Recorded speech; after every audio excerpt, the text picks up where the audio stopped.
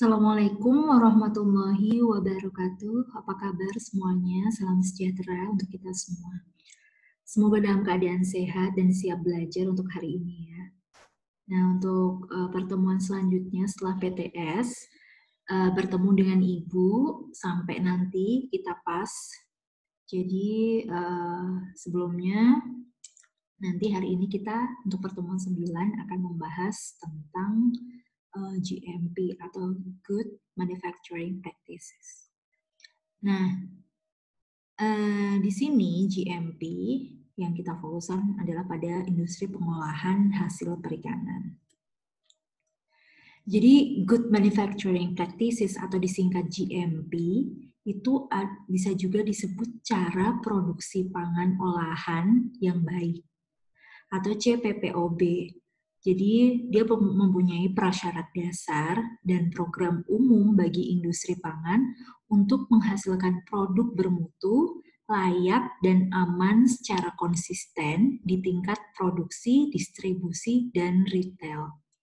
Jadi fungsinya GMP ini ketika kalian membuat produk, katakanlah itu mungkin misal bakso ikan, maka produknya itu terstandar dan tidak berubah-ubah karena dia mempunyai standar baku mutu keamanan, ada pencatatannya, ada dokumentasi sehingga profesional.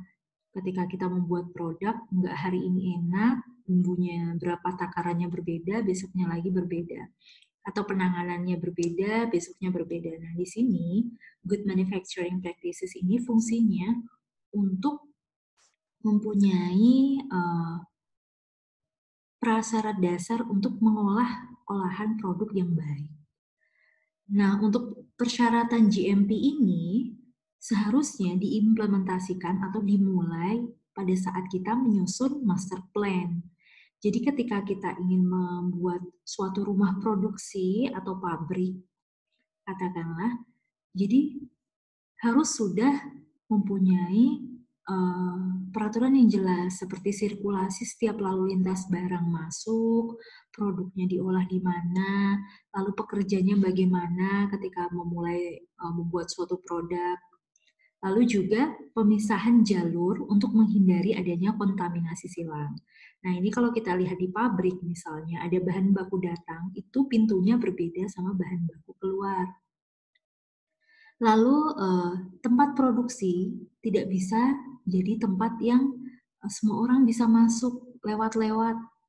Habis dari kamar mandi ke ruang produksi, lewat ruang produksi, lalu ke ruang bahan baku, balik lagi ke ruang produksi, lalu lewat lagi untuk ke ruang penyimpanan misalnya. Nah, itu tidak bisa. Seperti kemarin kalian sudah belajar tentang sanitasi hygiene. Nah, di situ kan kalian sudah belajar juga kan bagaimana caranya membuat alur yang benar sehingga tidak terjadi kontaminasi silang. Jadi misalnya kalian habis dari kamar mandi kalian dari kamar mandi mau keluar, tapi kalian lewatin dulu ruangan produksi.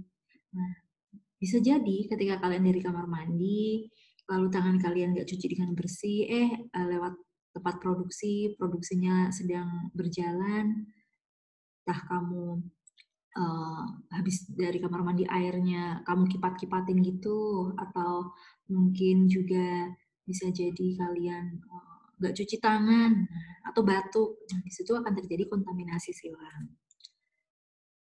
Good practices itu seharusnya dilaksanakan di sepanjang rantai pangan. Jadi di sini ada rantai pangan, di sini ada bahan mentah atau bahan penolong di sini. Bahan penolong di sini bisa jadi bahan tambahan pangan, bahan pembantu selain dari bahan utama. Jadi bahan mentah atau bahan penolong. Di sini juga selanjutnya ada penanganan, setelah ada bahan mentah, lalu ada penanganannya seperti apa, lalu diolah, pengolahannya seperti bagaimana, distribusi, lalu setelah didistribusi, dipasarkan sampai ke tangan konsumen. Dan di sini semuanya harus good practices. Jadi semuanya harus penanganan dengan baik di sepanjang rantai itu sampai ke konsumen. Kalian bisa lihat di sini, bahan mentah dan bahan penolong. Di sini harus good kita contohnya misal ini produk perikanan atau produk pertanian ya, bakso misal ada ikan, tepung dan lain-lain. Ini harus good agriculture practices. Jadi bahan bakunya juga harus bagus. Selanjutnya penanganan si ikan ini ditangani dengan baik atau tidak di bagian penanganan ini.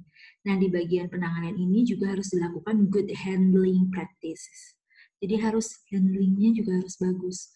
Lalu proses pengolahan, dia pakai alat-alat dan bahan-bahan yang udah steril atau tidak. Nah, ini juga good manufacturing practices di sini, di ruang produksi di sini.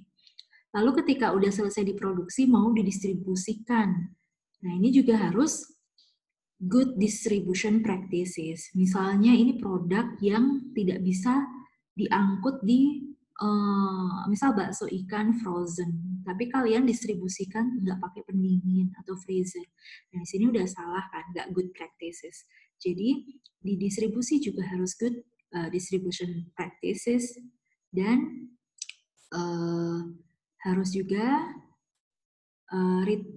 dilanjutkan dengan pemasarannya. Ketika udah distribusinya dari bahan mentah sampai produknya udah bagus, katakanlah ini produk-produk yang sudah terkenal, sudah bagus, kalian pemasarannya nggak bagus di retailnya. Misal di sini mati lampu terus, akhirnya produknya rusak di sini malah. Akhirnya di tangan konsumen tidak akan menjadi produk yang good. Gitu. Selanjutnya, untuk GMP dan SSOP ini merupakan program dari prasyarat yang nantinya itu untuk HACCP atau Hazard Analysis Critical Control Point. Sedangkan SSOP merupakan komponen dari GMP. GMP ini kalau kita lihat dari piramida dasar dasarnya adalah GMP, Good Manufacturing Practices. Syaratnya apa? Di sini tentang bangunannya harus baik, fasilitasnya memenuhi syarat, peralatan, pekerjanya, lalu proses pembuatan produknya harus bagus dulu. Ini di piramida dasarnya adalah ini. Selanjutnya, di piramida kedua adalah penanganan SSOP yang baik. SOP ini adalah Sanitation Standard Operating Procedure. Jadi di sini tuh operasi untuk sanitasi dan hygiene. Sanitasi hygiene-nya harus bagus. Gimana caranya bagus? Paling tidak itu harus mencakup 8 kunci SSOP. Air yang digunakan, peralatan, pelabelan, dan lain-lain. Ini ada di sanitasi. Lalu selanjutnya, kalau GMP dan SSOP-nya udah bagus, ini nanti bisa menjadi prasyarat supaya untuk memperoleh HACCP. HACCP ini terkait apa? Manajemen mutu. Di manajemen mutu ini atau kita sering sebut HACCP, Hazard Analysis Critical Control Point, sistem pencegahan dan pengendalian pada tiap titik kendali kritis dalam suatu alur proses produksi pangan. Jadi dalam suatu alur proses produksi pangan, ini kita harus mencegah dan mengendalikan jangan sampai di titik-titik kritis ini akan mengakibatkan produksi pangan yang tidak sesuai dengan mutu dan standar. Contohnya titik kritis apa? Misalnya bahan baku ikan segar. Berarti titik kritisnya di suhu. Kita harus menggunakan suhu yang tepat. Suhu dingin, rantai dingin harus dikendalikan seperti ini. HACCP bisa tercipta ketika GMP dan SSOP-nya berjalan dengan baik. Jadi GMP ini terkait dengan bagaimana sarana, prasarana, proses pengolahan yang baik dan benar. Lalu SSOP ini berkaitan dengan sanitasi hygiene. Dan selanjutnya kalau sanitasi hygiene-nya sudah bagus, peralatannya sudah bagus, proses produknya sudah bagus, maka akan yang teratas ini adalah memiliki mutu yang bagus. Dari beberapa peraturan terkait GMP ini, ada beberapa peraturan. Yang pertama ada peraturan untuk Badan POM nomor 11 tahun 2014 tentang tata cara sertifikasi CPPOB. Ini sangat penting kalau kalian misalnya nantinya wirausaha dan membuat rumah produksi. Lalu selanjutnya adalah peraturan Kepala Badan Pengawas Obat dan Makanan BPOM Peraturan Kemenperin 75 yang akan kita pelajari hari ini, Keputusan Menteri Kesehatan nomor 23 Kemenkes, lalu juga GMP di sini yang akan kita pelajari di sini adalah untuk peraturan Kemenperin tentang pedoman cara produksi pangan olahan yang baik. Untuk tujuan dari CPPOB ini tertuang dalam Kemenperin nomor 75 tahun 2010, nanti akan Ibu upload di Classroom supaya kalian bisa baca lebih teliti dan lebih fokus. Di sini yang penting adalah tujuannya mencegah tercemarnya pangan olahan dari cemaran biologi, kimia, dan fisik yang mengganggu, merugikan, dan membahayakan kesehatan. Lalu yang kedua, membunuh dan mencegah perkembangbiakan jasad renik patogen dan jasad renik lain yang tidak dikehendaki. Misalnya dalam suatu produk ada bakteri patogen, salmonella misalnya, yang akan mengakibatkan yang memakannya jadi sakit. Itu kita cegah. Lalu juga mengendalikan produksi melalui pemilihan bahan baku, penggunaan bahan penolong, penggunaan bahan pangan lain, dan juga bahan tambahan pangan, pengolahan, pengemasan, penyimpanan, dan pengangkutan. Jadi sampai ke distribusi. Ini diatur untuk olahan pangan yang baik. Lalu ruang lingkup dari CPPOB ini adalah lokasi. Lokasinya harus strategis. Lokasinya bukan di lokasi misal dekat pembuangan sampah. Kalian membuat rumah produksi tapi di dekat lokasi yang tidak tepat. Lalu yang ketiga, atau lokasinya sering banjir. Yang ketiga, fasilitas dan sanitasi. Fasilitas harus lengkap. Antara pekerja dan fasilitas itu harus memenuhi. Jangan sampai pekerjanya banyak, kamar mandinya cuma satu. Lalu bahan, produk akhir, karyawan, label, pemilihan program sanitasi, penarikan produk, bagaimana bangunannya, harus bagaimana yang benar, konstruksinya, lalu juga siku-siku, sudut sikunya. Jadi kalau kita membuat suatu rumah produksi harus kita ingat, misal bahan baku, bahan-bahan konstruksinya nggak beracun, nggak mudah rusak, mengelupas, terang catnya. Lalu pertemuan antar dinding atau antar langit-langit juga tidak boleh siku-siku. Kenapa? Karena susah dibersihkan. Nah, ini diatur juga dalam ruang lingkup CPPOB.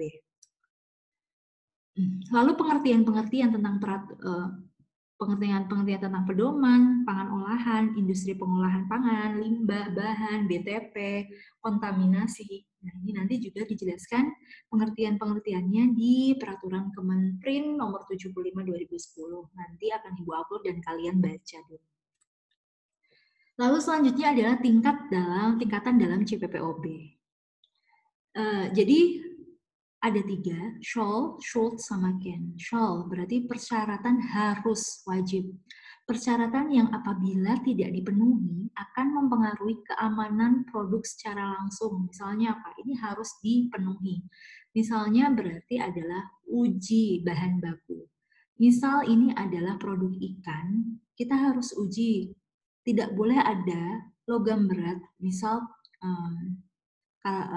timbal di atas 1, maka itu tidak boleh sampai, kalau misal ada kita sampling bahan bakunya kok logam beratnya tinggi, berarti ini persyaratan yang harus, berarti kalau itu ya tidak memenuhi, nggak usah dipakai. Lalu yang kedua, should, seharusnya, lebih baik kalau digunakan. Misalnya kita mengolah olahan produk pangan harus pada suhu 5 derajat Celcius misal. Nah, ketika kalian bisa mempertahankan itu, nggak fluktuatif, nggak naik turun suhunya, berarti ini tingkatan yang short. Lalu yang can, persyaratan yang dapat. Persyaratan ini apabila tidak dipenuhi, kurang memiliki pengaruh, jadi nggak apa-apa, produk masih aman, tapi yang mempengaruhi sedikit. Misalnya apa? Misal pengemasan, oke bisa kok dikemas vakum biasa. Cuman kalau kita menggunakan pengemasan yang ada informatifnya, ada kandungan gizi, ada batas kadaluarsa, maka ini akan lebih baik. Jadi persyaratan dapat lebih baik, gitu ya. Jadi ada 3 tingkatan persyaratan yang harus, seharusnya, sama dapat. Shall, should, and can. Jadi itu dulu untuk pengantar mata kuliah ini terkait good manufacturing practices. Di sini nanti kalian bisa langsung belajar sendiri dan baca untuk pengayaan apa yang saya sampaikan sekarang di sini, terutama untuk CPPOB. Di situ lengkap di peraturan Kementerian nomor 7 tahun 2010 ini. Nanti Kementerian nomor 75 tahun 2010, jadi nanti kalian langsung buka di situ. Kalau sudah selesai, nanti ada kuis yang bisa kalian kerjakan. Untuk mengetahui kalian paham atau tidak, kalian membaca atau tidak, dan menyimak penjelasan Ibu atau tidak. Sekian, semoga kalian dalam keadaan sehat terus, tetap semangat belajar. Lalu juga selalu Ibu katakan jangan sering-sering nongkrong, tetap protokol kesehatan dilaksanakan. Kalau ada yang ingin ditanyakan, silahkan ditanyakan di kolom komentar Classroom, atau nanti kita diskusi dalam grup WhatsApp. Jadi sekian, wassalamualaikum warahmatullahi wabarakatuh.